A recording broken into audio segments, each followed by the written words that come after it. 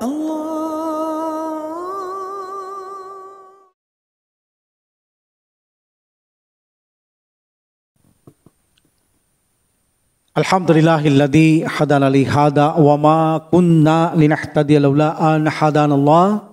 Asyhadu an la ilaha illallah wa asyhadu anna Muhammadan abduhu wa rasuluhu sallallahu alaihi wasallam. Assalamualaikum warahmatullahi taala wabarakatuh. Waalaikumsalam warahmatullahi wabarakatuh. Alhamdulillah, pagpapatuloy natin ang buhay ng mahal na Propeta Muhammad sallallahu alaihi wasallam. Nung nakaraan ay nalaman na ng mga tao kung saan itatayo ang masjid sa Al-Madinah at saan nanunuluyan pa samantala ang Prophet sallallahu alaihi wasallam doon kay sa Ayub Al-Ansari na pinakamalapit na kamag-anak ng Prophet Muhammad sallallahu alaihi wasallam. So sa araw na ito, dakuhan natin ang pagtayo ng masjid, ng aktual na pagtayo ng masjid sa Madinah. But bago yaon, puntahan natin ang aktual na pagpasok ng Prophet sallallahu alaihi wasallam sa Madinang ito after Cuba.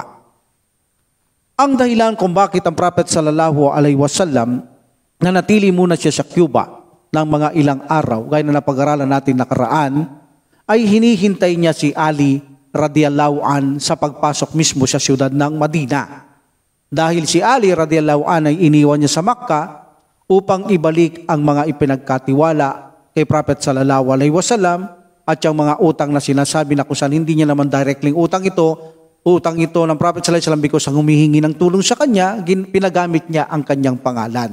So alam natin, ayaw ng Prophet sallallahu alaihi wasallam ang isang Muslim na datat na ng kamatayan na mayroon siyang utang. So pinabayad niya lahat malinis bago umalis doon si Ali radiyallahu an. At isa sa pinakahuling pumunta sa Madina, si Ali radhiyallahu anhu sa mga kasama ng Prophet sallallahu alaihi wasallam, except sa mga nakakulong o mga naipit sa sitwasyon ng the family of Abu Bakar radhiyallahu anhu, nandoon pa ngayon sa Makkah. At ipasusundo ito later sa susunod siguro na paksa natin, ipasusundo niya ang kanyang pamilya ni Abu Bakar radhiyallahu anhu doon sa Makkah tungo sa Madina.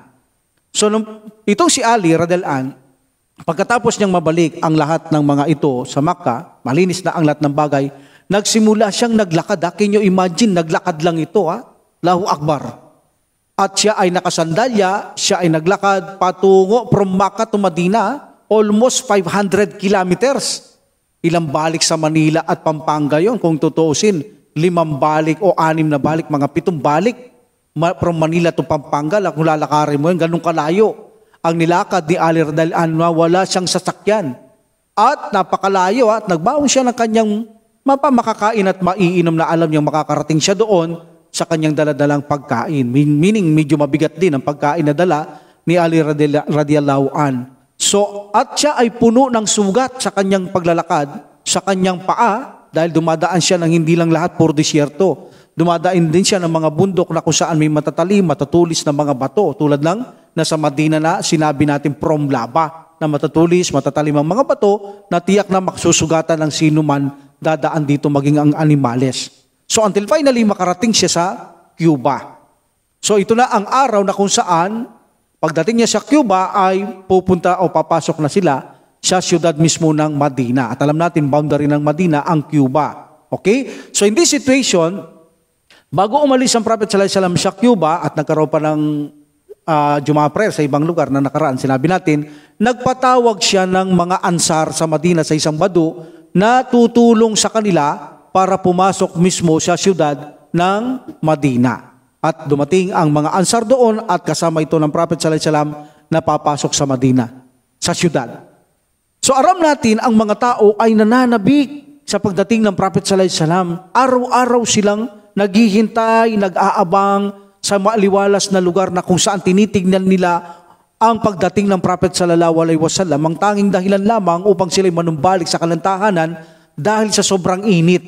So sila ay bumabalik, bigo. Ilang araw silang bigo na naghihintay kay Prophet sallallahu alaihi wasallam na buong nananabik na makita ang Prophet Muhammad sallallahu alaihi wasallam. Until finally, isang araw, nang papunta na ang Prophet sallallahu alaihi wasallam, sila Abu Bakar at kanyang mga samahan, si Ali at mga ansar, nakita ng isang sinasabi na ito ay Hudyo ang nakakita na isa ay taas ito ng palmera. Nakita niya na ang unang nakita niya, alikabok eh. Maging ang mga tao, alikabok ang nakita nila eh. At nakita nito ng Hudyo na marami ang mga taong paparating. Nasa itaas siya ng palmera. At nakilala niya sa malalayo ang mga ansar. At dahil dito, nang makita niya ang mga ansar, bagamat ang Hudyong ito, hindi niya kilala, ang Prophet sallallahu alaihi wasallam actual na kanyang anyo at kilos, bagamat nasa kasulatan nila, nakilala nila kung ano ang sign ng propetang ito. Dahil sa nakita niyang mga ansar, nakilala niya kahit malayo, alam naman natin, kahit malayo ang tao, kapag kilala mo yan, ay alam mo kung sino ito. At alam nila na may mga ansar na pumunta sa Cuba upang salubungin ang Prophet Muhammad sallallahu alaihi wasallam upang ihatid, proteksyonan, protektaan, papasok sa siyudad ng Madina. Nakita ito ng Hudyo na sinabi ngayon ito na si Muhammad ay paparating na. In this situation, nagsigawan ang mga tao. Nagsigawan sa tuwa at saya. Isa sa sinasabi nila, Allahu Akbar, si Muhammad dumating na, Allahu Akbar. At saka sila ay mayroong mga kinakanta na kaugalian nilang kantain kapag ang kanilang mga pamilya ay umaalis ng Madina. So in this situation, masaya ang mga tao. Napakasaya ng mga tao. Malayo pa ang Prophet sallallahu alaihi wasallam, ang kanyang kasamaan, ay napakasaya na nila. Until nananabik sila talaga, sabik na sabik, hanggang makalapit ang Prophet Muhammad sallallahu alaihi wasallam sa kanila, lumapalapit, talagang punong pananabik ang mga tao, mayroon sa kanilang mga bubong na tahanan, may mga sa taas ng puno, may sa mga lugar na medyo matatas na parang mga bundok na maliliit, mayroon sa kapatagan, sa kalye, in street, talagang punong-puno ng tao. Kaya sabi ni Anas radhiyallahu an, dalawang bagay ang nakita kong pinakamatao sa buhay ng Prophet sallallahu alaihi wasallam. At hindi ko nakita ang dalawang ito maliban sa dalawang ito na kung saan sa pagdating ng Prophet sallallahu alaihi wasallam sa Madina, napakakapal ng tao. At sabi ni Anas radhiyallahu anhu, ang pangalawa, nung mamatay ang Prophet Muhammad sallallahu alaihi wasallam, napakakapal ng mga tao, sabi ni Anas radhiyallahu anhu. In this situation, alam natin nakaraan, marami ang tribo ang nadaanan niya na ido-operan siya. Ang Prophet sallallahu alaihi wasallam na sa kanila siya tumira, poproteksyonan siya, iba-ibang offer ang kanilang binigay kay Prophet sallallahu alaihi wasallam. Ngunit ang sinasagot niya, bigyang daan ang kamilyo sapagkat ito ay tatanggap na mayroon siyang guide para bang tatanggap siya ng revelation. Kaya samantala sa guide kung saan siya uupo until finally, alam natin na ito ay umupo in Banu Najjar. Okay? In this situation, alam din natin na niraan siya sa kay Ayub al-Ansari, kung saan doon din lumuhod o umupo ang kanyang kabelyo kay Ayub al-Ansari. At alam natin kung ano, mayroong sitwasyon ang nangyayari doon kay Ayub al-Ansari, kung bakit pinilit nilang ang Prophet sallallahu alaihi wasallam manirahan sa taas ng bahay, sama si Abu Bakar radhiyallahu anhu, at ang Prophet silang mag-asawa ay sa ibaba. At nakaraan ito, no need to repeat na ang bagay na ito. Okay? Alhamdulillah. So in this situation, balikan natin yung lupa na kung saan lumuod ang kamelyo ng Prophet sallallahu alaihi wasallam at doon itatayo ang masjid. At alam natin ang may-hari nito ay si Sahal at si Suhail. So itong si Sahal at Suhail, ito ay nasa pangangalaga na alam natin, sinasabi dito, isa si As'ad bin Surara, no? Bin Surara. Yung misa naman, si Muad bin Afra. But majority, Muad bin Afra ang nag-aalaga sa dalawang ulila na ito. So, tatlo ang sitwasyon sa lupang ito kung paano muna itatayo ang masjid. Ang nangyari muna, ito ba ay ibinenta ng magkapatid na ito kay Muad bin Afra ang lupa para ibigay kay Prophet sallallahu alaihi wasallam para gawin ng masjid? Sa isang salaysay, ganito ang kasaysayan. Binili ni Muad bin Afra ang lupang ito sa magkapatid na kanyang inaalagaan at ibinigay kay Prophet sallallahu alaihi wasallam upang itayo ang masjid dito. At alam natin malaki ang reward sa pagtayo ng masjid. Kahit na maliit na masjid, ay itatayo ka rin ng Allah subhanahu wa ta'ala, sabi ng Prophet sallallahu alaihi wasallam, sa paraiso ng iyong tahanan. Bini, makakaparaiso ka. Dahil itatayo ka ng tahanan sa paraiso. Ang sabi naman sa ibang riwaya, hindi ibinenta ng magkapatid ito, kundi ito ay ibinigay lamang kay Prophet Muhammad sallallahu alaihi wasallam. But in another riwaya, ibinibigay nga ng magkapatid na ito, ngunit hindi tinanggap ng Prophet sallallahu alaihi wasallam ang kanilang pagbigay, kundi bago ito tinanggap ng Prophet sallallahu alaihi wasallam, ginusto niyang bayaran ito. At alam natin, gumugugol si Abu Bakar, mayroon pa siyang pera dito o kayamanan o salapi para bayaran ito. So, tatlo ang report. Binili ni Muad bin Afra at binigay kay Prophet sallallahu alaihi wasallam para ito yung masjid. Pangalawa, hindi binenta ng magkapatid, binigay kay Prophet sallallahu alaihi wasallam. Pangatlo, hindi pinahintulutan ng Prophet sallallahu alaihi wasallam na ibigay lang, kundi binayaran nila sa magkapatid ito ng Prophet sallallahu alaihi wasallam ang lupa bago itinayo ang masjid. Alhamdulillah. So, tapos nito, abang ginagawa ang masjid, ay nanatili siya kay Ayub al-Ansari radiyallahu an ng 7 months. Sinasabi, 7 months siya nanatili doon. Ba't sabi ng iba, 1 month lang. Allah knows best. Okay, now, dakuhan natin ang pagtayo ng masjid. Ang masjid, itong lupang ito, nang nabili nila, may nakalibing. Another report, 2, other report, 3 ang nakalibing sa lupang ito. Okay? Hindi sila Muslim. In this situation, pinaahon sila ng Prophet sallallahu alaihi wasallam, meaning inukay sila at tinanggal, linilipat. Okay, inilipat sila, tinanggal doon ang mga patay na ito. Okay, unang-una hindi sila Muslim ha. But of course, hindi ito pinangalagahan ng paglipat. Yan ang muturo ng Islam eh. Paglilipat mo isang patay, kahit buto yan, pangangalagaan mo. Hindi mo siya gagawin na parang walang sense, walang saysay ang nakalibing na yon. Hindi katulad na nakikita natin, hindi ba, sa mga hindi mananampalataya, kapag nag-uupa ka ng yung lupa, nakalibing doon, pagdating ng 5 taon, halimbawa, ang yung kasunduan, 5 taon, at hindi mo binili yon, okay? So, aalisin yung patay doon para ililipat. Kukunin yung mga buto, sasako nila kung saan tatapon lang yan. Sa Islam, hindi ganon. Kahit buto na lang yan, nire-respeto pa rin niya kapag ginukay ito, kahit hindi sila mga Muslim, especially kung sila ay Muslim. So, tinanggal ito. Bakit tinanggal? Unang necessity. Kung bakit sila tinanggal? Dahil bawal mayroong patay sa loob ng masjid. That is a haram. Na ang isang masjid ay mayroong nakalibing sa loob mismo ng loob ng masjid. Meaning ito'y bahagi ng masjid. Bahagi. Remember, take note. Kasi mamaya, baka takuhan ko, yung libingan ng Prophet sallallahu alaihi wasallam, nandun din sa loob ng Madina. Sa masjid ng Madina. Pero ipaliliwanag ko na hindi siya part ng Madina. Pero ito, yung tinutukoy dito, inukay nila ang mga patay nito. Dahil mismo dito sa inukay nilang ito, sa lupang ito, dito itatayo ang masjid, nakapasok sila mismo sa loob ng masjid. Mismo, part sila ng masjid. That's why tinanggal ang mga nakalibing dito. At mayroon dito mga bato na kung saan tinibag. So yung mga batong ito na tinibag at may pader pa doon, tinanggal ito. Lininis. At pagkatapos ay pinatag ang kalupaang ito. Pinantay. Of course, ito ay hindi pantay. So pinapantay ito ng Prophet Muhammad sallallahu alaihi wasallam sa kanyang mga companions. Okay? So, ang masjid na ito, unang-una, ang mga Muslim, nagbuo sila ng mga bricks. Siguro nakita niyo yung pinikula na parang putik na dilaw. Binuo nila parang hollow blocks. That is a brick. So, nag-ulma sila ng lalagyan ng putik na ito. Tapos, ginawa nila sa ulmaan, binigyan ng mga parang putik. Tapos, ay pagkatapos maiulma, ito ay tinatanggal doon sa lalagyan at pinatitigas sa araw. So, pag tumigas ito, itinatawag nila itong brick. Okay? At ito ang iaasinta nila na parang hollow blocks ito. Okay? Kung titingnan mo ito, parang walang butas din ito. Parang mga buong bato lang na putik. Okay? In this situation, sa silangan at kanluran. Meaning, silangan at lubugan.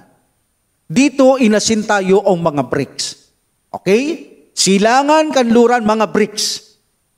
Ang inasinta ng mga kamusliman. Okay? Alhamdulillah. At ito ay lampas lamang ng konti sa tao.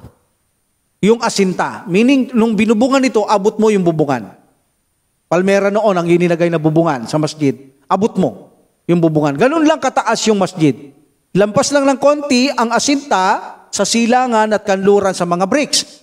At pag itinaas mo naman ang yung kamay, maaabot mo yung bubungan na ilalagay sa masjid na ito na kung saan nyari sa palmera o dahil ng palmera at mga tangkay na ito. At ito kasi ay utos ng Prophet sallallahu alaihi wasallam kung bakit ganun lamang kataas ang bubungan ng masjid na ito. Dahil sabi niya, gusto kong itaas nyo lamang ito at ang kanyang maging bubungan ay katulad ng bubungan ni Musa alaihi salam. Ayaw ko lumampas sa bubungan ginawa ni Musa alaihi salam sa kanya, na kanyang tahanan. Gusto ko pantay lang.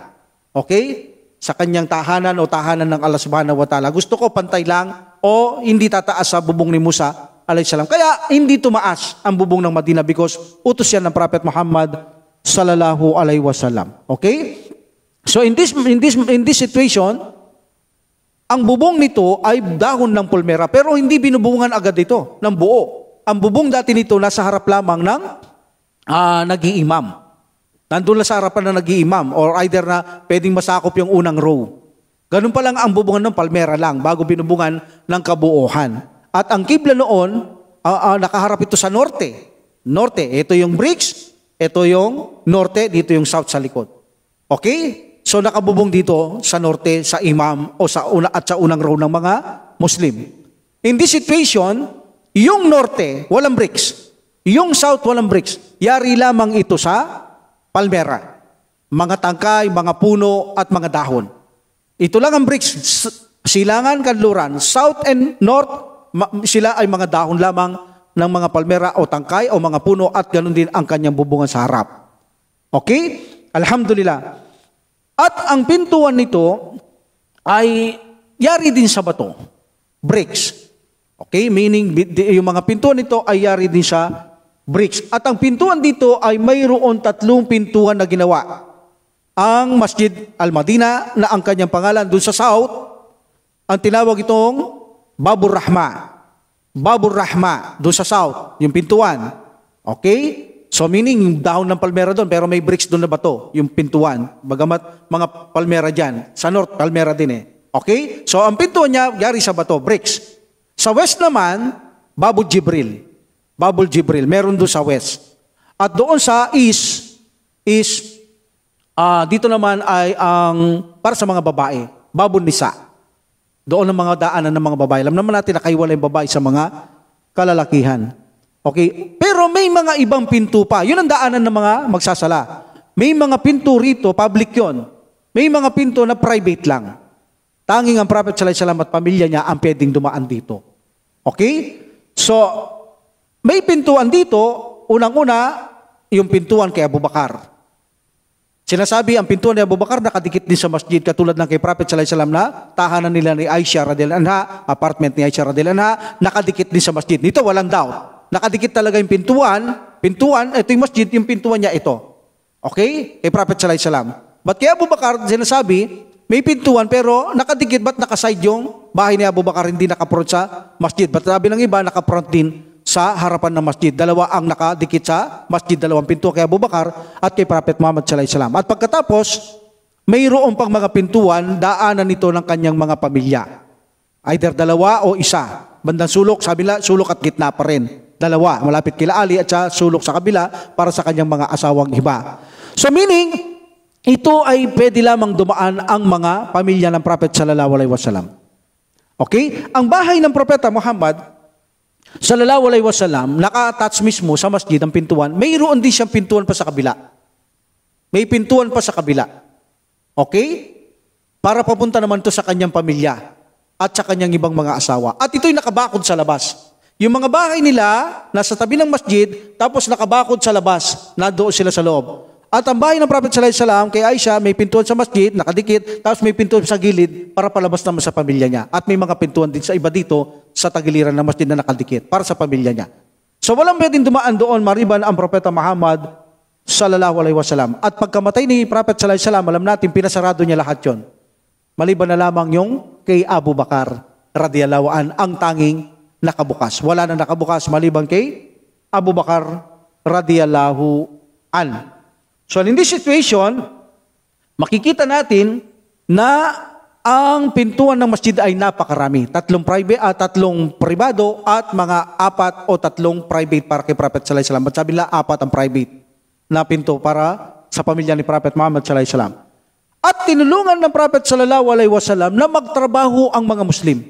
Marami sa kanya ang pumigil na wag siyang magpagod, wag siyang magtrabaho, sila na lamang. Pero tinulungan sila ng Prophet sallallahu alaihi wasallam sa pagbuo ng masjid para lalo silang ganaan, maging masipag na gawin itong masjid. Alhamdulillah, in this situation, nagkakanta pa nga ang mga Muslim dyan eh.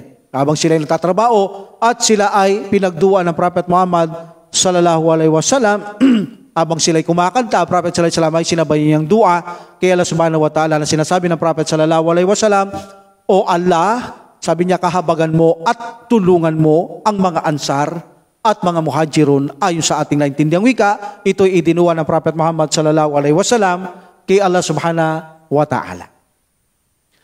At alam natin, ang kasaysayan dito ay mayroon napakahalagang kasaysayan dito para malaman natin kung sino ang tama at mali sa digmaang naganap kay Muawiyah at Ali radhiyallahu anhuma sa kanilang pangkat.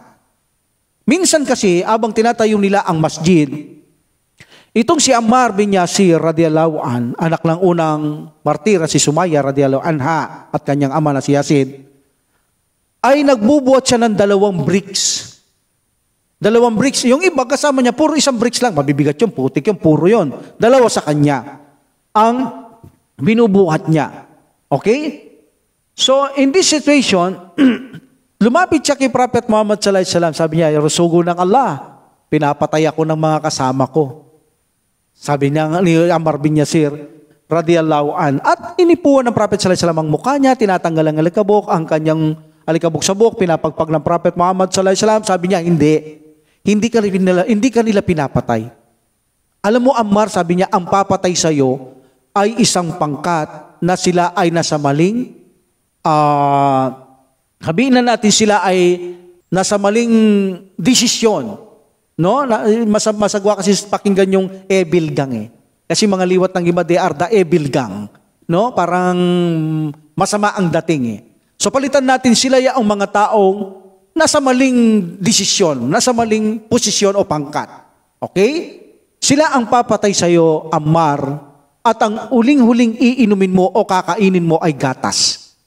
Tandaan mo, Ammar, hindi ka pinapatay ng mga kasama dahil dala mo yung 2 bricks, mabigat, hindi. Ang papatay sa iyo ay isang pangkat na nasa maling katwiran. Yan, maganda. Nasa maling katwiran. Okay? Bagamat hindi nila alam na mali yun. Mamaya paliwanag natin. Pero sila ay nasa maling katwiran at malalantad din nito. Malalaman nila sa mali sila. At ang huli mong kakainin o huling iinumin o huling ipapasok mo sa iyong sikmura bago ka mamatay, Ammar, ay gatas. Sinabi ng Prophet Muhammad sallallahu alaihi wasallam. Alam natin, si Ammar bin Yasir radhiyallahu anhu, namatay ito in Battle of Siffin. Battle of Siffin. At nasa panig siya ni Ali radhiyallahu anhu, kalaban ang nasa panig ni Muawiyah radhiyallahu an. Okay? Alhamdulillah. So in this situation, nang magkaroon ng pagpatay kay Ammar radhiyallahu an, nalaman din nila ito, uling ininom niya, nakita nila eh, gatas eh. Kasama ni Ali radhiyallahu an, si Ali, alam niya rin to, ang uling pumasok sa tiyan niya bago namatay ay gatas. Gatas. Okay? That's why nung mamatay itong si Ammar bin Yasir radhiyallahu an, this is the proof na ang nasa maling katwiran ay nasa panig ni Muawiyah radhiyallahu an. Nandoon ang maling panig. Okay? Nandoon ang maling nagkamali sila. But they make ijtihada. Okay? They make ijtihada. Bagamat mali sila, kapag ikaw ay may nag-ijtihada at ikaw ay may karapatang mag-ijtihada, magkakaroon ka pa rin ng reward. Okay? Magkakaroon ka pa rin ng reward. Bakit sila nagkaroon ng ijtihada magkabilaan? Because of Uthman ibn Affan radhiyallahu anhu, nung patayin siya, itong si Ali radhiyallahu anhu, nandoon yung pumatay sa kanya. So ang gusto ni Muawiyah, bago sila mag-pledge kay Ali radhiyallahu anhu, piling naman siyang mag-pledge kay Ali na mamuno si Ali. Kaya lamang, ang gusto muna nila Muawiyah, at kanyang mga kasama at iba pa, ay bigyan muna ng katarungan ng kamatayan ni Uthman na sa panig ni Ali radhiyallahu anhu, napatayin muna sila. Dahil pinatay nila si Uthman bago sila magbigay ng pledge. So sabi naman ni Ali, willing naman niyang patayin ng mga yun eh. Basta magbigay muna sila ng pledge. Paano ipaiira lang pagpatay kung walang namumuno? So pareho silang may ijtihada. So ang buong akala ni Muawiyah at saka side niya, tama sa kanila na patawan mo ng kamatayan. Ang nasa side ni Ali, nandoon yung pumatay, pagkatapos magbigay na ng pledge kay Ali radhiyallahu anhu siyang mamuno. Ngunit si Ali, sabi niya, bago patayin, ay magbigay muna kayong pledge. Kailangan may namumuno bago patayin. Kapwa sila may katwiran. In this situation, nalaman lamang kung sino talaga ang nasa mali. Nung napatay nila si Ammar ibn Yasir radhiyallahu anhu, nalaman nang sa panig ni Muawiyah radhiyallahu anhu na mali sila. Gaalala nila ang sinabi ng Prophet sallallahu alaihi wasallam na ang papatay sa kanya yung nasa maling katwiran, maling pangkat. Kaya marami sa mga sahaba din dito ang numatras na, nagrepent na kay Allah subhanahu wa ta'ala, hindi na sumama kay Muawiyah radhiyallahu anhu. Bagamat sinasabi ni Muawiyah radhiyallahu anhu, hindi tayong pumatay, si Ali ang pumatay. Kung hindi sinama yan ni Ali radhiyallahu anhu, hindi siya mamamatay. Dahil sa sinama niya, namatay siya, siyang pumatay, sabi ni Muawiyah radhiyallahu anhu. sa mga kasama niya. Pero gayon pa man, marami na ang umatras at nagtauba dahil very clear sa kanila na sila ang nasa maling pangkat sapagkat napatay nila itong si Ammar bin Yasir radiyallahu an. So in this situation, malaki ang naitulong dito sa buhay ni Ammar bin Yasir radiyallahu an sa masjid, sa pagtayo ng masjid na ito na ipakita kung sino ang nasa tamang pangkat at maling pangkat sa pagpatay kay Ammar bin Yasir radiyallahu an. At nasa maling pangkat, meaning kung sino nag-aaway ang dalawang pangkat na ito, meaning lumilitaw kung sino ang nasa maling katwiran. Bagamat sabi natin, hindi natin sila pwedeng i-criticize ang dalawang pangkat na ito sapagkat mayroon silang parehong ijtihada at alam natin may karapatan sila mag-ijtihada. Kung nagkamali man ng isa, maling pangkat, maling desisyon, may reward pa rin sila kay Allah subhanahu wa ta'ala na 1 point at yung tama kay Aridalaan, ito ay magkakaroon ng ganap na reward kay Allah subhanahu wa ta'ala. So in other report, sinabi daw ito ng Prophet sallallahu alaihi wasallam sa panahong hinuhukay nila ang loob ng Madina in Battle of Trench or Kandak. Dahil nagbubuhat doon ng dalawang bricks daw si Ammar bin Yasir radhiyallahu an. So sinabi doon ito ng Prophet sallallahu alaihi wasallam, not in the masjid. Pero sabi ng iba, maaaring both sa masjid at doon sa Battle of Kandak nung naghukay sila sa Madina. Pero sabi ng iba, hindi. Sinabi lang yan kay Ammar radiyallahu an ng Prophet sallallahu alaihi wasallam sa pagtatag ng masjid. Hindi niya sinabi ito sa Battle of Kandak sapagkat nonsense ang pagbuhat ng bricks sa panahong naghuhukay ang mga saba. Ano yung bricks naghuhukay? Kaya sabi nila, nonsense ang pagbuhat ng bricks. 2 bricks ang dubuhat ni Ammar bin Yasir radhiyallahu an. Dito, ano yung bricks? Sabi nila. Walang halaga ang pagbuhat ng bricks sa paghuhukay ng lupa. That's why sabi nila, sinabi lang ito ng Prophet sallallahu alaihi wasallam na siya'y mamamatay o papatayin ng mga pangkat na nasa maring katwiran, si Ammar bin Yasir, at iinumin niya o huling papasok sa kanyang sikmura ay gatas. At ito ay naging crystal clear sa panahong namatay si Ammar bin Yasir radhiyallahu an. 100% na akma ang propesiya ng Prophet Muhammad sallallahu alaihi wasallam sapagkat siya tumatanggap ng revelasyon kay Allah subhanahu wa ta'ala at naging malinaw sa mga tao kung sino ang nasa maling pangkat nang mamatay si Ammar bin Yasir radiyallahu an. Alhamdulillah. So in this situation, abang ginagawa nila ang masjid, kasama dito na nag-aasinta ang Prophet Muhammad sallallahu alaihi wasallam, meaning naglalagay din siya ng bricks. Okay? At dito, pagkatapos niya, na mag-asinta, maglagay ng isang asinta bricks, inutos niya si Abu Bakar. Pinakita niya sa tao, Abu Bakar, you are the next. And then after Abu Bakar, sabi ng Prophet sallallahu alaihi wasallam, Umar, you are the next. After Umar, Uthman, you are the next. After Uthman, Ali, you are the next. Ipinakita niya sa mga tao ang susunod na mamumuno pagkatapos ng Prophet sallallahu alaihi wasallam. Bagamat hindi niya directly sinabi sa tao. Pero ipinakita niya, isa-isa niya itong pinaasinta kung paano naka-arrange. Kung paano naka-arrange. Ipinakita ng Prophet sallallahu alaihi wasallam na ito ang gusto niyang mamuno, ganitong arrangement, pagkatapos mamatay ng Prophet Muhammad sallallahu alaihi wasallam. At nangyari naman yan. At sinabi ng Prophet sallallahu alaihi wasallam, dahil alam nila mga tao ito, dahil alam ng Prophet sallallahu alaihi wasallam, tumatanggap ng revelasyon, ito'y mamumuno. Ang mga taong ito, pagkatapos ko, ay mahahalal na mamuno. Hindi niya sinabing hinalal ko, hindi niya sinabing ganitong arrangement, mahahalal na mamuno sa loob ng 30 years ang 4 na yan. Hawak ba, another na naman itong propesya ng Prophet sallallahu alaihi wasallam.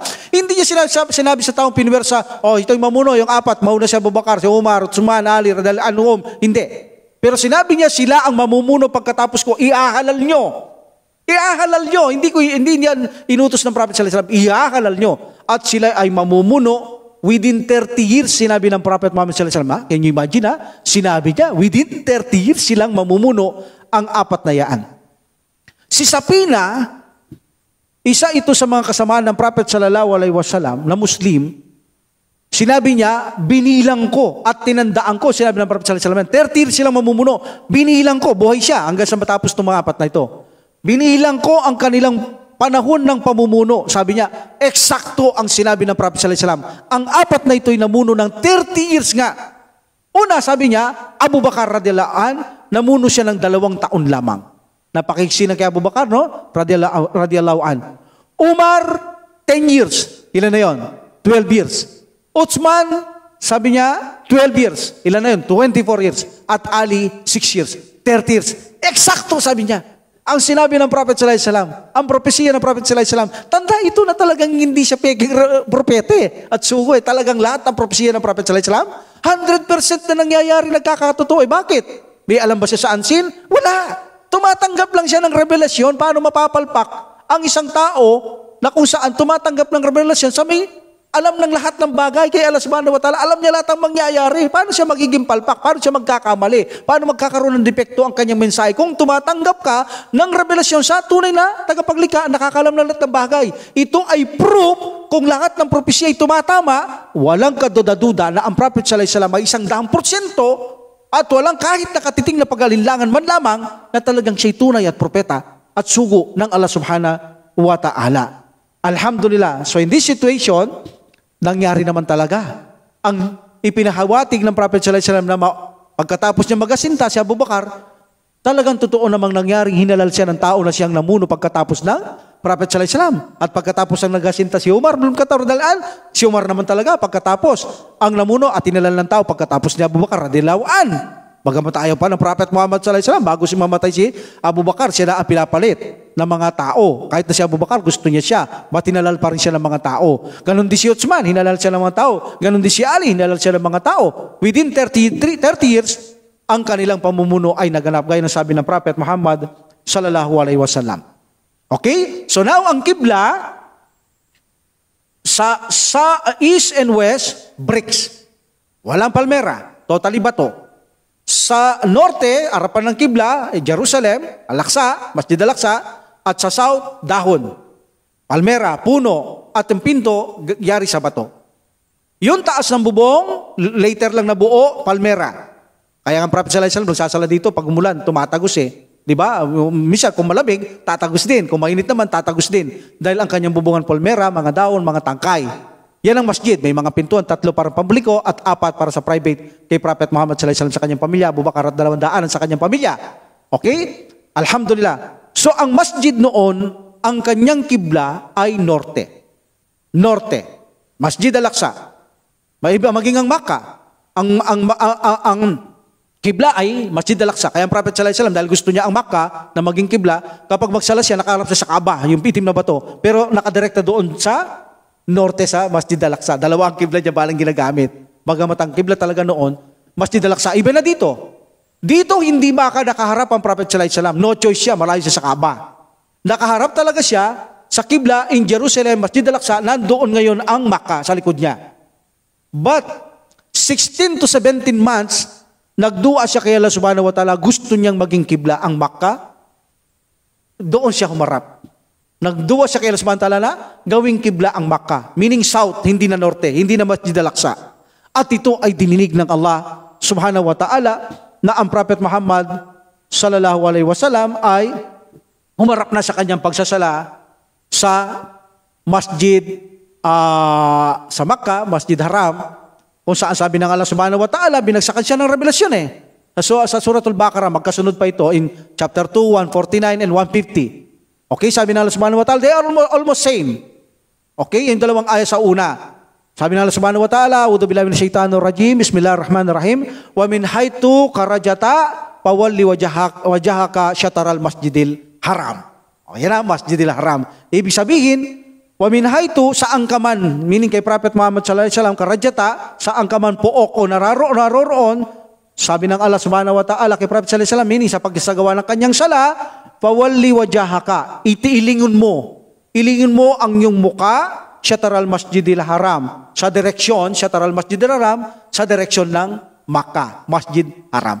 16-17, ang kibla ay 16 months or 17, na nagsasala sila nakaharap sa Jerusalem, hiniling na ng Prophet sallallahu alaihi wasallam na ang Makkah ay maging kibla, 16 months to 17 months, ang kibla ay nasa Makkah na. Ito ang dahilan kung bakit ang kibla ng Muslim ngayon ay sa Makkah, saan man tayo naroroon, ihaharap natin doon ang ating mukha sa ating pagsasala because of the dua ng Prophet Muhammad sallallahu alaihi wasallam. Pero matagal na panahon, ang kibla ay Masjid Al-Aqsa. Okay? Now, ang Prophet Muhammad sallallahu alaihi wasallam, iniling niya na ang maging kibla natin ay Masjid haram na. Alhamdulillah. So ito naman ay bibinigay ng Allah subhanahu wa ta'ala. Alam niya siya rito sa dahilan kung bakit tinugon siya ng Allah subhanahu wa ta'ala dahil siya propeta at sugo ng subhanahu wa ta'ala, kinalulugdan siya ng subhanahu wa ta'ala.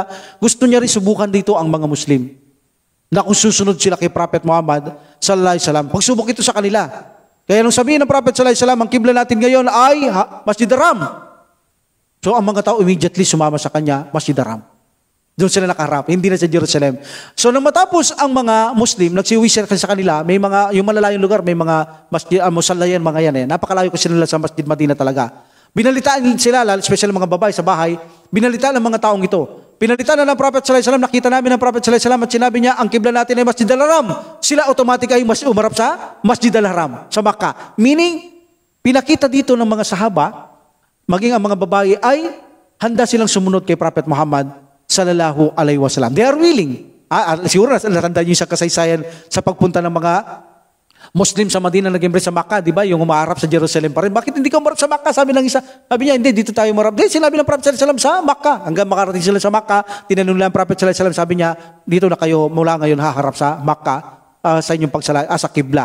So meaning, hindi na sa Jerusalem. So in this situation, ang kibla natin ay Makkah na, hindi na sa Masjid Al-Aqsa. Ang khutbah dito sa Masjid Madina, sinimulan na ng Prophet sallallahu alaihi wasallam ang kauna-unang ginawa niyang khutbah dito sa tinayong masjid na ito. Nang siya ay magkhutbah, alam natin sa khutbah ay sunna ang may minbar. So sa unang report, pinaputol niya ang palmera at inapakan niya ito as a minbar. Alam natin ang benefits ng minbar, pinag-aralan sa fiqh, para nakikita ka ng malalayong mga tao. At madali kasing matandaan ang sinasabi ng tao kapag nakikita nyo, special, suma-action siya. Kesa sa nakikinig kang hindi mo nakikita, like for example, radio, di ba? Pag nakikinig ka ng mga audio, radio, hindi mo nakikita, hindi masyadong madaling matandaan. Pero pag nakikita mo, aktual lang nagsasalita, like this, madali mong matandaan ang mga naririnig mo. Kaya ang Prophet sallallahu alaihi wasallam, sunna niya ang nasa mataas siya ng lugar kapag nagkukutba. So dalawa ang riwaya o report. Ang unang report, pinaputol niya ang palmera sa loob ng masjid at tinayuan niya ito, nakatanim ito at tinatayuan niya ito as a mimbar. Sa isang report, nakatayo lang siya sa gilid ng punong palmera na hindi ito pinutol. Okay? Hindi naman big deal ito. Ang Prophet sallallahu alaihi wasallam, minsan siya ay nagkutba. Alam niyo ba, narinig ng mga sahaba ang pag-iyak ng palmerang ito. Umiiyak ang punong palmera sa khutbah ng Prophet Muhammad sallallahu alaihi wasallam. Either katabi niya o pinutuntungan niya ito, umiiyak ang palmera at dinig na dinig ito ng mga sahaba na tila baga parang sanggol na umiiyak ang punong palmera na ito. At until dahan-dahan na ito ay humihinto at ito ay narinig ng mga sahaba. But later, ang Prophet sallallahu alaihi wasallam nagpatayo na siya talaga ng mimbar na may hagdanan, 3 step, kasama na ang flooring ng mimbar. Meaning iniwanan niya ng inaapakan o tinatabian yung punong palmera. So nang magkhutbah ang Prophet Muhammad sallallahu alaihi wasallam, pagkatapos itayo ng karpintero na pinatawag ng Prophet sallallahu alaihi wasallam, babae na pinahanap niyang karpintero dahil may kilalang babaeng ito, pinatawag niyang karpintero, tinayo niya ang mimbar. Nang Prophet sallallahu alaihi wasallam ay magkhutbah na, umiyak na naman ang palmera. Wala na sila, hindi nakaapak o nakatabi. Umiyak ang palmera, punong palmera, narinig ito muli ng mga sahaba. At bumaba ang Propeta Muhammad sallallahu alaihi wasallam at niyakap niya ito. Bakit siya umiyak? Nagtatampo siya, nagseselos siya dahil hindi na inaapakan ng Prophet sallallahu alaihi wasallam o tinatabihan ang punong palmera. Meaning nagselos siya kung bakit siya umiiyak. So bumaba ang Prophet sallallahu alaihi wasallam, niyakap niya ito, pinaamo niya hanggang tumigil at pinahukay ito ng Prophet sallallahu alaihi wasallam. Pagkahukay nito, ipinaakyat niya sa mimbar, binigyang butas yung mimbar, sakto doon sa puno at inilagay doon. At muli ay umapak doon ang Prophet Muhammad sallallahu alaihi wasallam at hindi na umiyak ito dahil hindi na siya nagtatampo, hindi nagsaselos. Bagkus umiiyak na lamang sa khutbah ng Prophet sallallahu alaihi wasallam sa takot kay Allah subhanahu wa ta'ala. At sinabi ng Prophet sallallahu alaihi wasallam kung bakit niya ginawa yon na pinalipat, sabi niya kung hindi ko ginawang ipalipat siya ang punong ito, habang buhay siyang iiyak. Habang buhay siyang iiyak, sabi niya sa mga sahaba. Kaya ayaw yun ng Prophet sallallahu alaihi wasallam, ipinalipat niya para apakan ito. Ang Prophet sallallahu alaihi wasallam, para hindi na ito magtampo, magselos, hindi na siya umiyak. Alhamdulillah. So that's one one of the miracle sa loob ng masjid na nangyari ng masjid ng Prophet sallallahu alaihi wasallam sa Madina. Ang sala noon sa Madina ay dalawa lahat raka. 5 times na. After Isra wal Miraj na to, 5 times sala, puro dalawang raka. Later na lamang ang ibinigay na tamang sukat na ng mga raka. Bini Aisha radhiyallahu anha, pinalitan na ang mga raka. Mayroon ng 4, like Isha, like Duhur Asar, Maghrib 3, and the Fajr is 2. Nanatili na lamang ang 2 raka kapag ikaw ay musafir, sabi ni Aisha radhiyallahu anha, pwede mong gawin ang mga 4 na raka ng 2 raka, except Maghrib. So in this situation, hindi pa pala nagsimula ang mga bilang na yan sa Madina, ang mga katulad na mga rakat natin, kundi puro 2 lamang, later na lamang ito, naging ganap ang mga bilang, sabi ni Aisha radhiyallahu anha. Alhamdulillah. So in this situation, mayroon na tayong kibla. Alam natin dahilan kung bakit napalitan ang kibla because of the dua of the Prophet sallallahu alaihi wasallam kay Allah subhanahu wa ta'ala. Na dating kibla, Masjid al-Aqsa, ngayon ay Makkah na. Alam natin dahilan kung bakit tayo nakarap sa Makkah because of the dua ng Prophet sallallahu alaihi wasallam. At alam natin kapag di tayo nakarap sa kibla nang walang sapat na dahilan at walang pahintulot, ang ating sala ay hindi magiging katanggap-tanggap. Yung nga, nagsasala ka lang nang walang katanggap-tanggap na ibaling mo ang iyong mukha, tanggalin mo sa harap ng Makkah. Sabi ng majority, hindi rin tanggap ang iyong sala dahil tumalikod ka sa kibla. Alhamdulillah. So in this situation, alam na rin natin kung paano ang formation ng masjid noon. Hindi masyadong makalakyan. Magkabilang panig ay bricks at magkabilang panig ay yari sa palmera, dahon at mga tangkay. Ganun din ang bubungan. Yung bahay ng Prophet Muhammad sallallahu alaihi wasallam, alam nyo, napakaliit lang ng bahay ng Prophet Muhammad sallallahu alaihi wasallam. Yung pintuan niya doon, 0.7 lang yata yung hindi ko alam kung lapad yata yes, lapad yata, 0.7 lamang meter. Walang 1 meter. 1.5 naman yung taas niya. Tapos yung haba ng bahay niya, sinasabing ito ay almost 4 meter lamang. Haba. Okay? Dito almost, sabihin natin 3 meter lamang. Mahiksi lang yun, 3 meter, 4 meter. Tapos nakakortina sa gitna para kay Aisha. Tapos dito yung pinto niya dadaan. May pinto pa din dito ang Prophet sallallahu alaihi wasallam papunta sa pamilya niya. Dini may kortina sa gitna. Kwarto nila yon. Yung ibang report, wala. Mayroong carpet ang Prophet meron din ang Prophet sallallahu alaihi wasallam na igaan na parang carpet. Sometimes makikita mo may daan pa rin palmera at makikita mo yung gamit ng Prophet sallallahu alaihi wasallam sa kanyang tahanan na yun, sa apartment ni Aisha radhiyallahu anha, mga gamit lamang sa landas ng Allah subhanahu wa ta'ala, except sa mga baso o mga sisidlan na mga tagisa sila ni Aisha radhiyallahu anha o makakainan, yung gilingan. Meron din sila, gilingan ng trigo. Yun lang ang gamit ng Prophet Muhammad sallallahu alaihi wasallam. Espada, panagka sa kanyang katawan. Yan lang ang makikita mo sa loob ng bahay ni Prophet Muhammad sallallahu alaihi wasallam. Ganun lang kahirap ang Prophet Muhammad sallallahu alaihi wasallam. Meaning hindi niya binigyan pahalaga ang buhay sa mundong ito. Parang wala siyang naging pakialam sa buhay sa mundong ito. Basta may masisilungan siya. Actually, ang kanyang bubungan, alam niyo kung ano? Dahon din ng palmera. Ang bubungan ng bahay ng Prophet Muhammad sallallahu alaihi wasallam. Kaya kapag umulan, hindi sila ligtas na mababasa sila doon. Ba't alam natin, madalang ang ulan sa Madina. Pero sa init at lamig, siguradong hindi magiging ligtas ang mag-asawa o kanyang mga ibang pamilya dahil ang kanilang mga bubungan ay yari sa dahon ng palmera. Bagamat ang kanilang mga side sa pagkontrado, ito yari sa brick, sa bato. Ang bahay ng Prophet sallallahu alaihi wasallam. Ba't ang kanyang bubungan ay mga dahon ng palmera at mga tangkay lamang. Kaya naman hindi ligtas sa init at lamig. Kung mulan man, gaya na sabi natin, hindi makakaligtas ang Prophet sallallahu alaihi wasallam at kanyang pamilya na sila ay mababasa sa ulan na ito. Alhamdulillah. So in this situation, nalaman natin kung gaano kalaki din ang bahay ng Propeta Muhammad sallallahu alaihi wasallam. So, nang matapos ang masjid, inisip ng Prophet sallallahu alaihi wasallam, paano na kaya natin tatawagin yung mga tao? Siyempre, malalayo sa masjid ang iba. Ano kaya dapat natin gawin? Sabi niya sa mga sahaba, para ipunin ko kayo dito.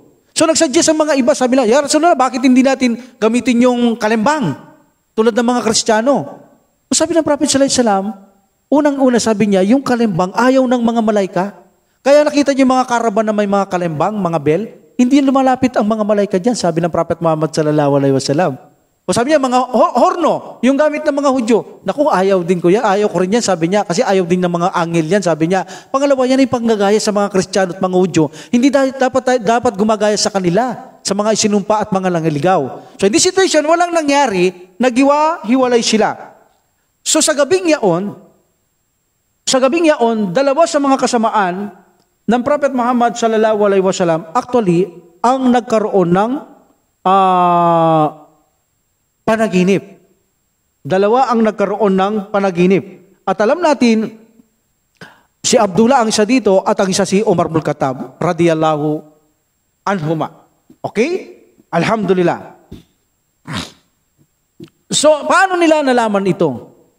Okay? Paano nila nalaman na ang maging panawagan ay ang Adan?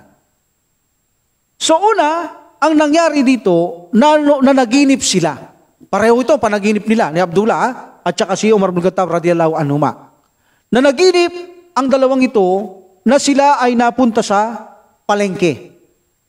Okay, napunta sila sa palengke. In this situation, na mapunta sila sa palengke,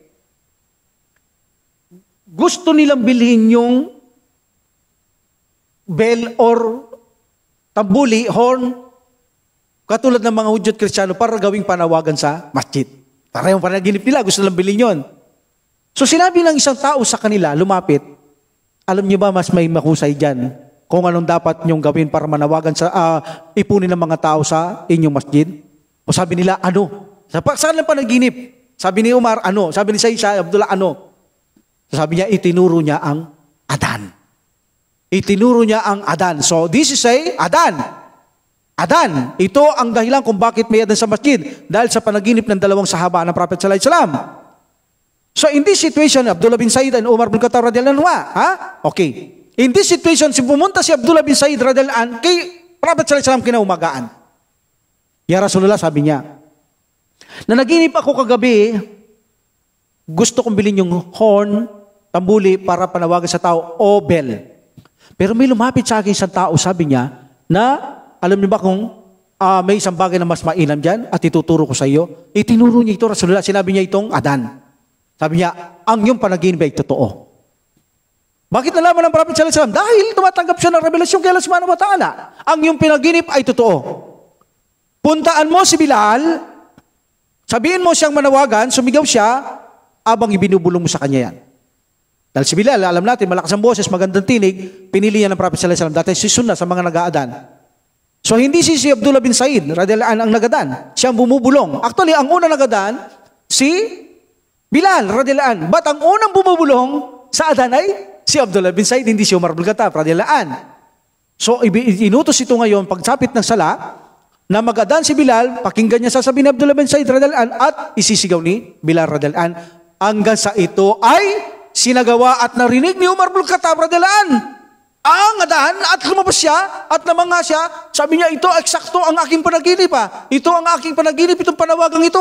Lumapit siya kay Prophet sallallahu alaihi wasallam, ya Rasulullah, ito ang aking panaginip kagabi. Parehas pala sila ng Abdullah bin Said. Sabi niya, totoo panaginip mo, Umar, sabi ni Prophet sallallahu alaihi wasallam radhiyallahu anhu, katulad yan ng kay Abdullah bin Said, hindi ba? Ganito, gusto niyo bumili ng horno, gusto niyo bumili ng bell para panawagan at may taong lumapit sa inyo at sinabi niya, ito ang higit na mainam na gawin niyo panawagan at tinurungan Dan. Sabi niya, exactly Rasulullah, iyan ay isang revelasyon mula kay Allah subhanahu wa ta'ala. Yan ay totoo. Ang naririnig mo ay parehong-pareho kayo ni Abdullah bin Said radhiyallahu anhu. That's why this is a revelation.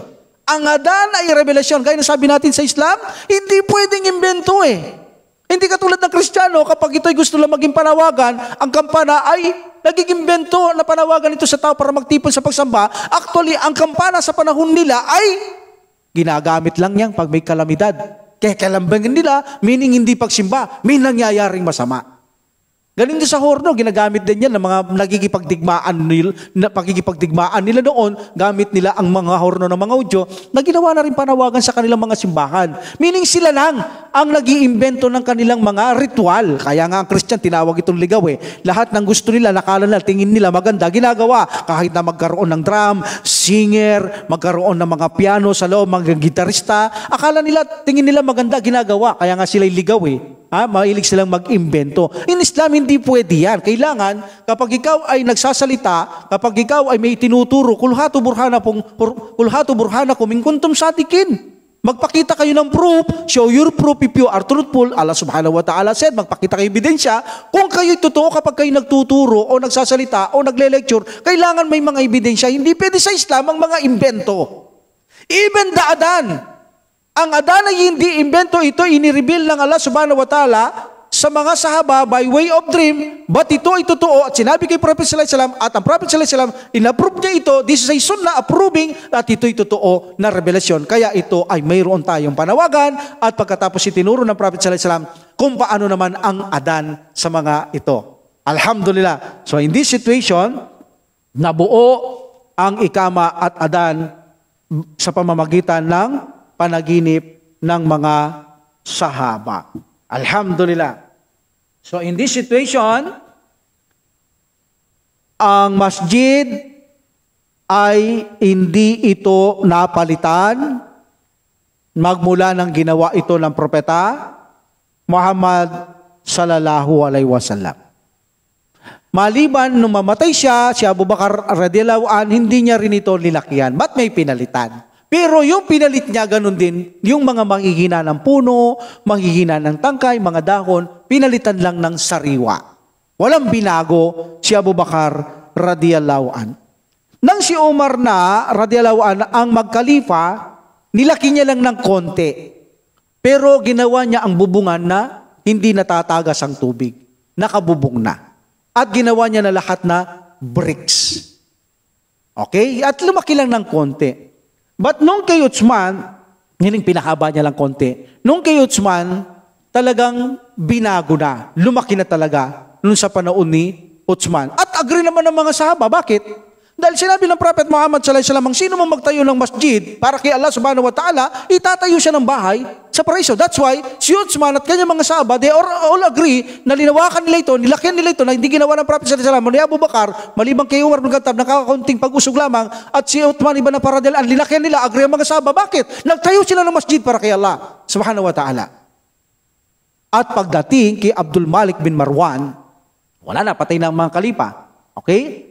Pagdating kay Al-Walid bin Abdul Malik bin Marwan. Al-Walid bin Abdul Malik bin Marwan, ito ay time ni Muawiyah radhiyallahu an. Okay, siyang gobernador sa Madina. Binili niya ang lahat ng mga bahay doon. Binili. Mga nakadikit sa masjid. Okay? Wala nang kukontra dito. Ang pwede na lamang umawat sa kanya. Gusto sana ng mga tabiyen na awatin siya, nagibay ng mga bahay, palaki ng masjid, para gusto lang makita kung gaano lang kasimple ang buhay ng Prophet sallallahu alaihi wasallam at kung gaano kasimple ang masjid. Yun sanang gusto ng mga tabiyen, huwag sanang gibain para makita ang kasimple ang buhay ng Prophet sallallahu alaihi wasallam. Kaya lamang wala silang nagawa. In this situation, binili lahat ang mga bahay sa tabi ng masjid at winasak lahat yun.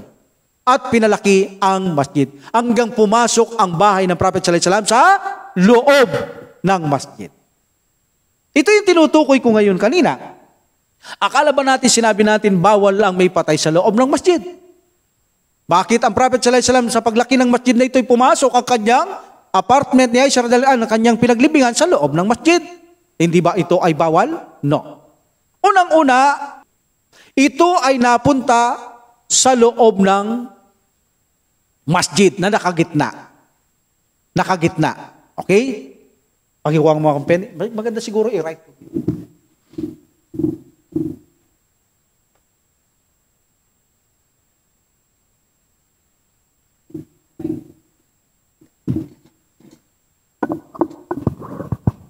Okay. Ito ang masjid na pinalaki halimbawa. Ayan na, ganyan na kalaki halimbawa. Dito yung apartment ngayon ni Aisha radhiyallahu anha. Diyan nakalibing ang Prophet Muhammad sallallahu alaihi wasallam. Okay? At alam natin, yung mga nagsasala, nandito pa yan. Meaning, nakaharap sila sa parang libingan, kung saan nakalibing ang Prophet sallallahu alaihi wasallam. Okay? So, ang ginawa ngayon dito, nakapaikot na siya sa masjid, no? Binigyan siyang pader. Dito natin konti. So, pinaderan siya ngayon, yung apartment ni Aisha radhiyallahu anha. Pagkatapos, pinadaran ulit. At dito nila, binigyan pader. Paganyan siya ngayon. At pagkatapos, pinadaran ulit. So, meaning, ang libingan ng Prophet sallallahu alaihi wasallam, nakabukod siyang nakapader. Kaya ang Muslim, kung mayroong sementeryo dito, libingan, kung may pader, hindi bawal magsala. Dahil hindi ka nakapasok doon sa mismong libingan. Nasa labas ka ng libingan. Ganyan ang nangyari kay Prophet sallallahu alaihi wasallam. Yung mga nagsasala, nasa labas sila ng pader ng libingan ng Prophet Muhammad sallallahu alaihi wasallam. Hindi siya nasa loob, o hindi siya bahagi, not part of masjid. Nasa loob man siya, pero hindi siya bahagi ng masjid, kundi ito'y nakapader na nakabukod, kahit nakarap ka sa libingan, walang problema dahil nasa labas ka ng bakod ng libingan. Okay? So in this situation, malinaw na hindi sakop ng masjid ang libingan ng Propeta Muhammad sallallahu alaihi wasallam. Okay, alhamdulillah. So ilang bakod yung binilagay? 3, no? 3 bakod yung inilagay nila. Ang linaw. Tapos binali pa nila dito yan. Dito yung nag-iimam, binali pa talaga nila. Daming bakod. Paano mo sasabihin party pa yun ng masjid? Nakabakod siyang paikot ang Prophet sallallahu alaihi wasallam. Meaning, nakabukod siya sa gitna ng Madina. Nakabukod ang kanyang libingan. Nakabakod ang kanyang libingan. O, di ba? Hindi yan bahagi ng masjid sa Madina. Okay? Alhamdulillah. Kahit siya umarap dyan, kahit nakarap ka sa libingan ng Prophet sallallahu alaihi wasallam, hindi ka naman nakapasok sa libingan niya o sa kanyang, parang sabihin natin sa sementeryo, hindi ka naman nakapasok sa sementeryo, may bakod. Nagtayo ako masjid dito, nakabakod, yun yung sementeryo. Bawal ba yun? Hindi. Ang bawal doon sa loob mismo ng sementeryo ka magdasal. Ngayon, yung patay, papasok mo sa masjid like this. Masjid to, ipapasok mo, ililibing mo dito. Dati sa haram, bakit? Bahagi ng masjid to Pero kung nandoon siya sa harap ng masjid, ito yung masjid, ito yung ating kibla, ito yung pader, tapos nandoon siya sa harapan, bawal ba yun? Hindi, nasa labas siya ng masjid. Hindi siya bahagi ng masjid. Ganun ang Prophet sallallahu alaihi wasallam. Bagamat nasa gitna siya ng Madina, ng Masjid Madina, dahil may bakod dito, kahit nakarap yung nag-iimam doon sa kanyang libingan, hindi part ng libingan yung kanyang libingan, hindi part ng masjid ng libingan niya, walang problema. Dahil hindi sakop ang libingan na ito ng masjid ng Madina. May sarili itong bakod na kung saan nagpapakita na nakabukod ang libingan ng Prophet Muhammad sallallahu alaihi wasallam sa masjid. Alhamdulillah. Okay. So in this situation, ang Prophet sallallahu alaihi wasallam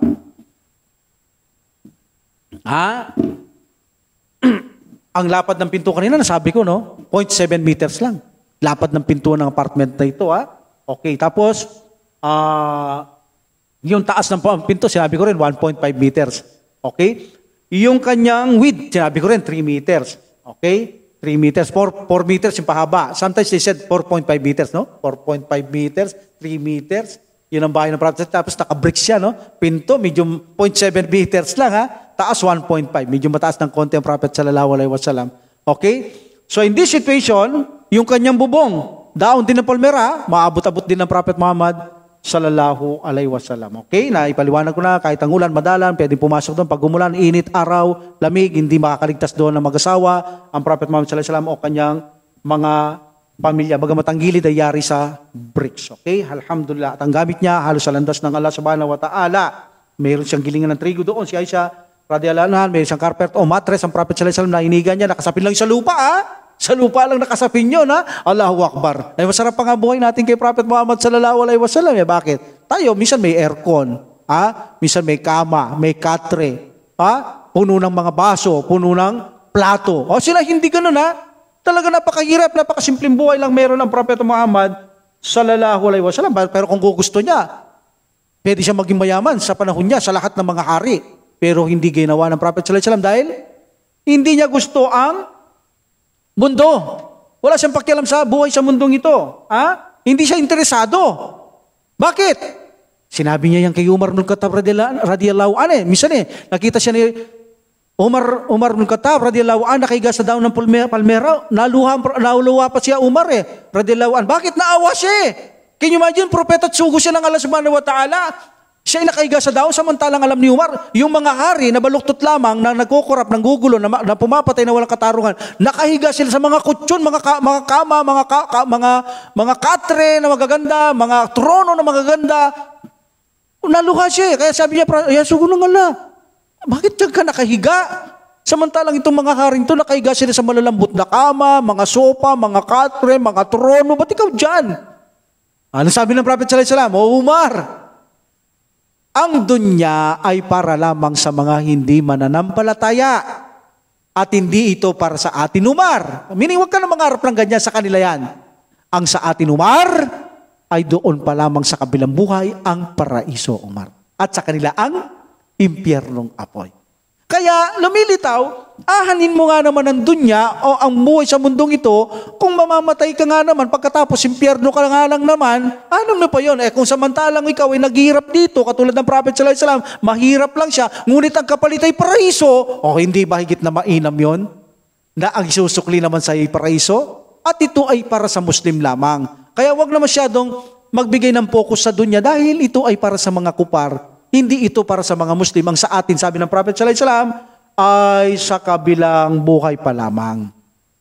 At alam natin, ang Prophet Muhammad sallallahu alaihi wasallam ay nalibing siya sa apartment na ito ni Aisha. Nang siya'y mamatay, dito inilibing kung saan siya namatay, doon siya inilibing ang Prophet Muhammad sallallahu alaihi wasallam. Yan ang dahilan kung bakit siya nalibing yan, dahil ang katwiran sa ating pananampalataya ng Prophet sallallahu alaihi wasallam, kung saan namatay, dapat doon siya malilibing. Kaya namatay siya sa loob ng apartment ni Aisha radhiyallahu anha, doon siya dapat mailibing. Kaya nga nagtagal ang libing, hindi nila alam kung anong gagawin hanggang sinabi na dapat siyang malibing kung saan siya namatay. Alhamdulillah, dito katabi ni Aisha radhiyallahu anha na natutulog siya sa tabi ng kanyang asawa na nakalibing doon sa loob ng apartment, itong si Prophet Muhammad sallallahu alaihi wasallam. At after that, namatay si Abu Bakar. Alam natin, itinabi naman siya kay Prophet Muhammad sallallahu alaihi wasallam. So, makram pa rin ito ni Aisha radhiyallahu anha ang namatay. Si Abu Bakar Okay? Pero, lumiliit ang space ni Aisha radhiyallahu anha. 3 width niya nito, ang lapad niya 3 meters lang. Lumiliit na, nakakortina na rito si Aisha radhiyallahu anha. Okay? Kahit hindi naman, dahil kahit hindi siya magkortina, mahram niya Abu Bakar sa kanyang Prophet sallallahu alaihi wasallam. Pero nang mamatay si Aisha radhiyallahu anha, malapit mamatay si Umar ibn Khattab radhiyallahu anhu. Malapit na mamatay si Umar ibn Khattab. Nakiusap siya sa kanyang anak na si Abdullah na pumunta kay Aisha radhiyallahu anha na doon siya malibing sa tabi ng Prophet sallallahu alaihi wasallam. Namumuno si Umar ibn Khattab, hindi niya matanggihan ni Aisha radhiyallahu anha at sinabi niya, ito karapat dapat sa kanya bilang namumuno. Sige, sabi niya, payag akong mailibing siya kapag siya'y namatay. Dahil nasaksak siya noon si Umar ibn Khattab radhiyallahu anha habang nag-imam. So in this situation, nang siya'y mamatay, ililibing siya. But walang space kundi sa tabi ni Aisha radhiyallahu anha. So meaning, lumilitaw ngayon, hindi makram ni Aisha radhiyallahu anha, maliban doon sa mother of the believer. Sa sitwasyon lang ito. Tatay niya si Abu Bakar, sabi niya Prophet sallallahu alaihi wasallam, makram Abu Bakar. But si Aisha, Umar ibn Khattab radhiyallahu anhu, kung titingnan mo, talagang hindi niya makram. Kaya kinortinahan niya, dito niya raw kinortinahan. Sa ibang report kasi walang kortina pa yon. Dito siya nagkortina dahil hindi niya makram itong nakatabi sa kanya. Si Umar ibn Khattab radhiyallahu anhu, patay na yan Okay. So in this situation, nagtagal pag nagtiis na ganitong, sakto na lang si Aisha radhiyallahu anha, tagal na panahon. Kita niyo yung buhay niya? Nagtiis siyang ganong katagal na nakahiga, sakto lang ang higaan niya. Nagtiis siya ng ganong katagal. But later, umalis na din doon si Aisha radhiyallahu anha dahil hindi niya matiis dahil si Umar ibn Khattab ay katabi niya na hindi niya makram. So in this situation ay hindi natatulog doon at may space doon na isa pang malilibing. Ang sinabi nilang malilibing doon, ala knows best, ito ay para kay Isa alayhisalam. Pagbaba niya, doon maililibing si Isa alayhisalam. But ala knows best. Alhamdulillah. Now, before we end this topic, one of the blessing of this masjid, the Prophet sallallahu alaihi wasallam said, ang sino man magsala sa aking rawda, meaning, rawda yung pagitan ng tirakan, apartment ni Aisha radhiyallahu anha at yung kanyang mimbar. Rawda, that's rawda, yung pintuan at mimbar. Let's say, sabihin natin parang first row. Okay? Sabi ng Prophet sallallahu alaihi wasallam, ang sino man ang magsala sa aking rawda, makakapasok siya sa paraiso. Kaya nga una ng mga Saba dito paagaan sila Punta sila sa pagitan ng mimbar at saka pinto ng Prophet sallallahu alaihi wasallam the first row. Dahil sabi ng Prophet sallallahu alaihi wasallam, makakapasok ka sa paraiso. And also the Prophet sallallahu alaihi wasallam said, the salah in Masjid Madinah 50,000 times. But ang baka ay better because 100,000 times, sabi ni Prophet Muhammad sallallahu alaihi wasallam. That is the blessing sa masjid ng Prophet Muhammad sallallahu alaihi wasallam. Okay, so we will stop here. Inshallah, we will continue it in another day. Inshallah, wa akhiru da'wati alhamdulillah rabbil alamin. Wassalatu wassalamu ala rasulillah. Subhanakallahumma wa bihamdika asyhadu an la ilaha illa anta astaghfiruka wa atubu ilaik. Assalamu alaikum warahmatullahi taala wabarakatuh. Waalaikumsalam warahmatullahi wabarakatuh. Allah